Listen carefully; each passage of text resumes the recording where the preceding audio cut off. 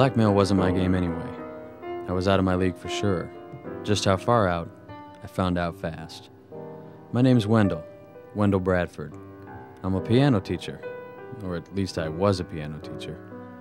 That was until Marlena and her friend made me think I could pocket a little extra cash. But as I said, blackmail was not my game. I suppose I should explain why I'm here in this motel room 200 miles outside of Chicago, and why I know there's nowhere else to go, no one else to help me, and why I know I'm gonna die tonight. But I'm getting ahead of myself. As I said before, I'm a piano teacher. A good one too, or so people say. So what's a piano teacher doing running for his life, hiding out in motels?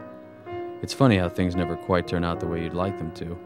There's always something that messes up the works. And in my case, that something was Marlena.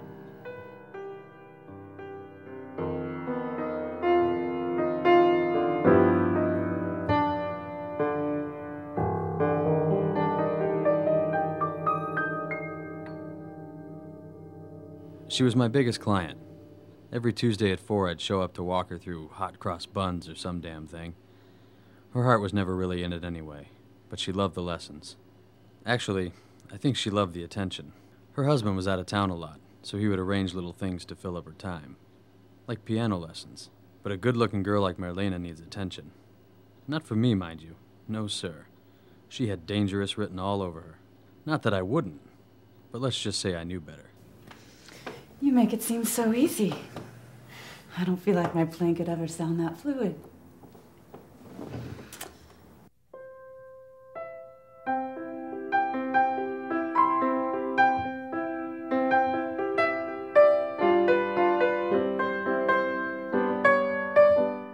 That's my husband, Vladimir. He's in New York. He said he'd be gone for just a few days, but it's already been 2 weeks. A girl can get lonely.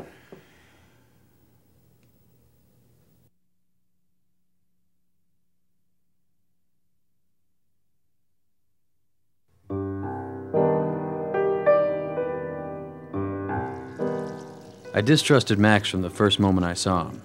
Or should I say, what I think was the first moment I saw him. With Max, you could never be sure. He had a face that you saw everywhere, and a glare that was always with you. The kind of guy that would show up in your nightmares just because he could. I wasn't sure what it was about that guy, but then I was never sure about much of anything, except horses.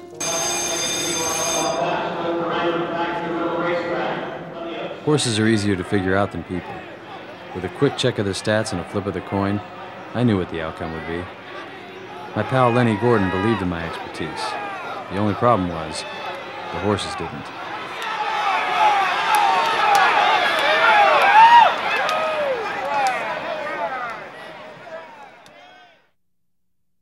I like you boys. I do. You're always really good kids. But you ain't kids anymore. Adult life isn't always so forgiving. You guys owe me $50,000, and I want it by next Friday. You know there's no fucking way we can do that. Look, I don't know what else I can do. You guys don't come up with this money, something might happen. Something will happen. You don't think I bankroll this operation all by myself, do you?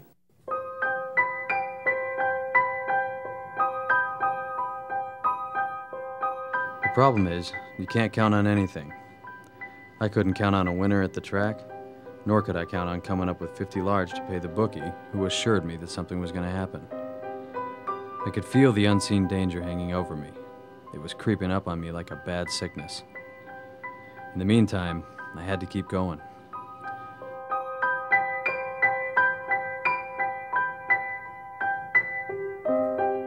The next day I showed up at 4 for my weekly lesson with Marlena. After about a half hour of waiting, I was restless. I snooped around a bit and stumbled upon a rather interesting scene. It was Marlena and that creepy guy I saw last week getting to know each other. That night I told my buddy Lenny about what I'd seen, and he seemed to think it was high time I raised the fee to my wealthiest student. I'm telling you, man, we have to. She's loaded, right? Fuck that creepy guy. She gives us $50,000, or we tell her husband she's having an affair with Mr. Bodyguard. I'm not sure why I went ahead and agreed to go with Lenny's plan. Actually, I had about 50,000 reasons, but none of that made me feel any better about it. I'm a piano teacher, for Christ's sake. What was I getting myself into? Adultery? Blackmail? These things weren't me. But like I said, things never work out the way you'd like, and it was about to get much worse.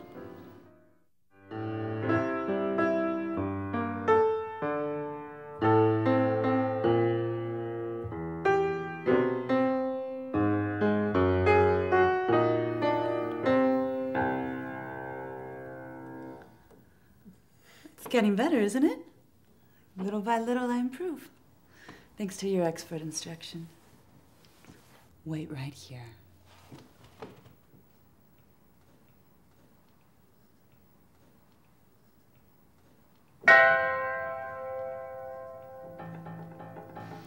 Really, Wendell, I would have never expected something like this from you.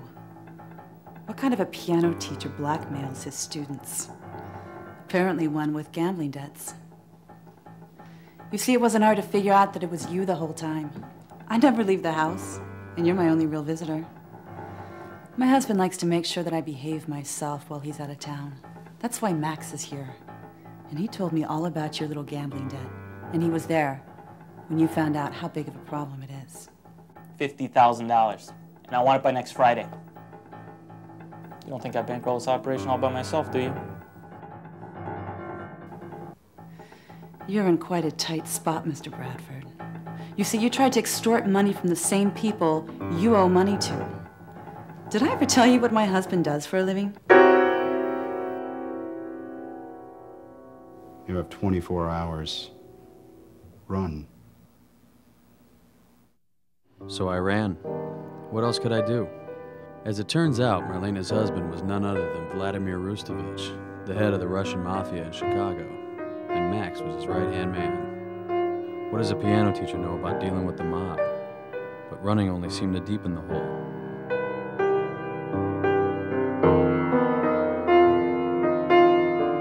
Everywhere I turned, they were there.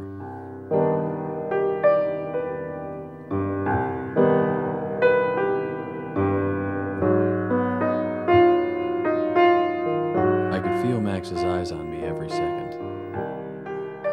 I left Chicago knowing I may never see that town again. Would that save me?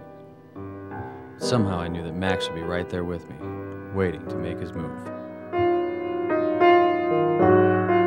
So here I am, out of money, out of time, and out of ideas. Alone in a dark room, knowing that Max is outside the door, inking the words to the last chapter of my life. I had decided to stop running, to not give Max the thrill of the hunt anymore. I wanted to clean myself up, have one last drink, and one last smoke. I figure I deserved it. As for what waited on the other side of the door, I guess I deserve that too.